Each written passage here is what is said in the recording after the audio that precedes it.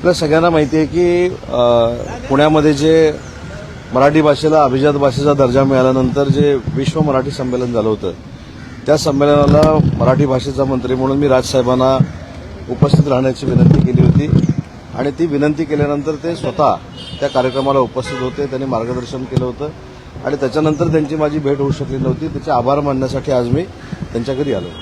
मध्यंतरी याच्यामध्ये मनसेअध्यक्ष राज ठाकरेंचा एक मेळावा झाला होता. काहीसा रोग जो आहे हा तुमच्या शिवसेनेकडे सुद्धा त्यांचा होता.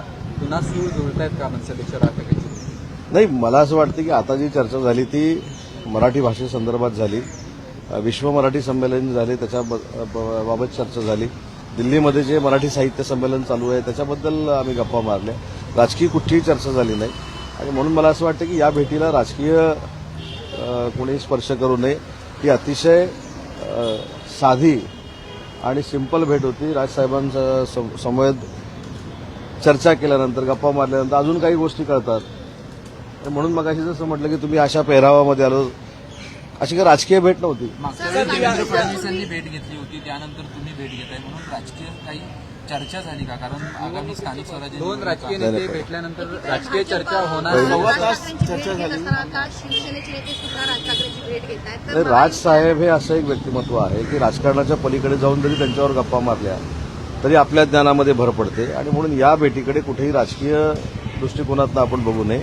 मी आपल्याला सांगितलं की विश्व मराठी संमेलनाला स्वतः राजसाहेब उपस्थित होते आणि त्यांचे आभार मानण्यासाठी या बैठकीला मी आलो. भरपूर रस्ते अशा आहेत ज्यामध्ये पॅच पाहायला मिळतात. आपण जर दादर ते मुंबईचा जो ईस्टर्न एक्सप्रेसवे पाहिला तर त्यामध्ये बहुतांश जागी पॅच पाहायला मिळतात. यावरती काही उपाय? आज एक तुम्हाला सांगतो, आता राजसाहेबांबरोबर जी चर्चा झाली तुम्ही जी म्हणता त्याच्यामध्ये हा एक मुद्दा होता.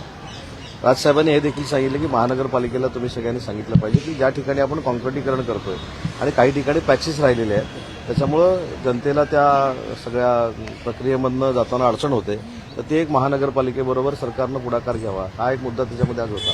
सर, नाशिकमध्ये पालकमंत्री नाहीये पण अनधिकृत धार्मिक स्थळं जी आहेत ती हटवण्याचं काम आता महापालिका प्रशासनाकडून सुरू व्हायला लागलेलं आहे. कसं बघता त्याला वाद निघू शकतो नाशिकमध्ये? नाही, मला याची कल्पना नाही. कुठं धार्मिक वास्तू काढल्या जात आहेत, परंतु या सगळ्या करत असताना, कारवाई करत असताना सगळ्या विविध जाती धर्माच्या लोकांना विश्वासात घेऊन केलं पाहिजे. दिल्लीमध्ये एकंदरीत पवारांची आणि मोदींची शिरस्ती पाहायला मिळाली. संमेलनापेक्षा, साहित्य संमेलनापेक्षा त्यांच्या एक लक्षात ठेवा, तो देशाचा राजकीय संस्कार आहे.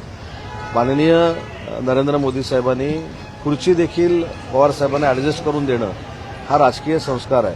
त्यांच्या ग्लासामध्ये पाणी भरून देणं हा एक राजकीय संस्कार आहे. आपल्यापेक्षा ते ज्येष्ठ आहेत त्याचा उल्लेख नरेंद्र मोदी साहेबांनी वारंवार केलेला आहे. परंतु नरेंद्र मोदी साहेब असतील किंवा पवार साहेब असतील, हे राजकीय व्यासपीठावर एकमेकावर टीका करतात, परंतु प्रत्येकाची मानसिकता ही एकमेकाला जपण्याची असली पाहिजे, हे मोदी साहेबांनी दाखवून दिलेलं आहे आणि त्याचा आदर्श काही महाराष्ट्रातल्या नेत्यांनी घेणं गरजेचं आहे.